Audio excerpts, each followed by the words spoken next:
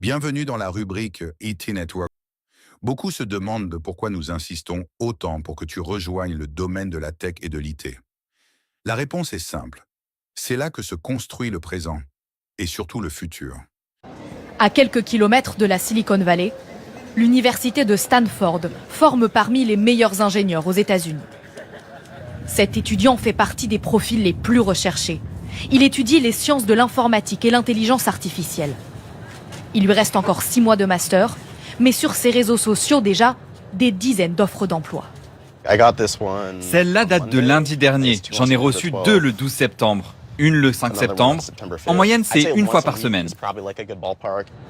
Amazon, TikTok ou encore le jeu vidéo Roblox, de grands groupes prêts à le rémunérer près d'1,5 fois le salaire moyen américain pour qu'il leur développe des intelligences artificielles sur mesure. Je pourrais gagner au moins 150 000 $ par an. Quand je compare ma situation avec celle de mes amis ou de membres de ma famille, je me rends compte de la chance que j'ai d'avoir fait ces études-là. Question 1. Faut-il forcément faire de longues études? Non. Les études sont un atout, mais elles ne sont pas une obligation. Ce domaine récompense avant tout les compétences, la discipline et la curiosité. Question 2. Peut-on devenir riche avec un salaire? Arrête d'écouter ceux qui te limitent. La vraie question n'est pas combien tu gagnes, mais comment tu gères ce que tu gagnes. L'IT offre des revenus élevés, mais sans discipline financière, rien ne change. Le salaire moyen d'un ingénieur en intelligence artificielle aux États-Unis est près de 3 fois plus élevé qu'en France.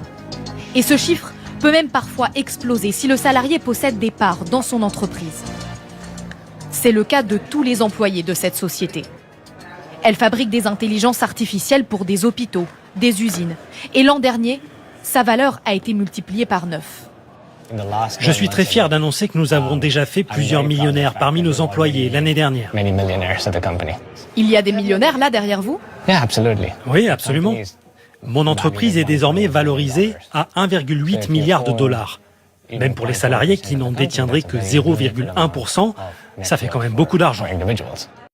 Question 3. Ces opportunités existent-elles seulement en Occident? Non. Les opportunités sont partout. La seule différence, c'est que certains voient et d'autres restent distraits. Question 4. La formation est-elle trop chère? Aujourd'hui, tu as accès à des milliers de ressources gratuites, un ordinateur, une connexion Internet et surtout la volonté d'apprendre suffisent même pour commencer.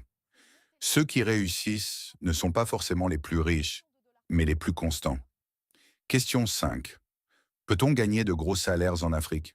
Écoute bien ceci. Les plus grandes opportunités sont encore à venir en Afrique. Pourquoi? Parce que beaucoup reste à construire. Réseau, infrastructure, cybersécurité, data, tout est en pleine expansion. Ce que tu vois aujourd'hui, ce n'est que le début. Mais attention, ce futur ne se construira pas sans toi.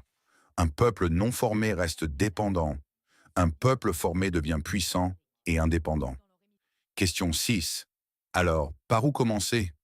Commence simplement. Apprends les bases. Pose des questions. Pratique chaque jour.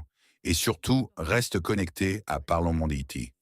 Abonne-toi, active les notifications et plonge dans nos contenus. Et surtout, commente et pose des questions non seulement pour toi, mais aussi pour les autres. Dans ce domaine, si tu ne peux pas t'interroger, alors laisse tomber. Et partage massivement. Parce qu'ici, on ne te vend pas du rêve. On te donne les outils pour le construire. Un argument de taille pour recruter et garder les ingénieurs les plus qualifiés, car les géants du numérique se les arrachent. Pour débaucher certains de ces talents, les plus grandes entreprises font monter les enchères. Google a par exemple proposé 20 millions de dollars par an à un ingénieur et Meta des contrats de 100 millions à 200 millions de dollars sur plusieurs années. Une guerre des talents, très suivie par ces deux spécialistes du numérique. Dans leur émission en ligne, ils commentent chaque transfert d'ingénieurs d'une entreprise à l'autre, comme un mercato sportif. On a publié ces fausses cartes à collectionner. Elles ressemblent à celles que vous verriez pour des joueurs de foot. Sauf que ce sont des scientifiques de l'intelligence artificielle. Ces gens sont inconnus du grand public. Et du jour au lendemain, ils se mettent à gagner plus d'argent que certains des plus grands chefs d'entreprise du monde. L'année dernière, Les entreprises auraient investi 252 milliards de dollars dans l'intelligence artificielle, soit une augmentation de 25% en un an.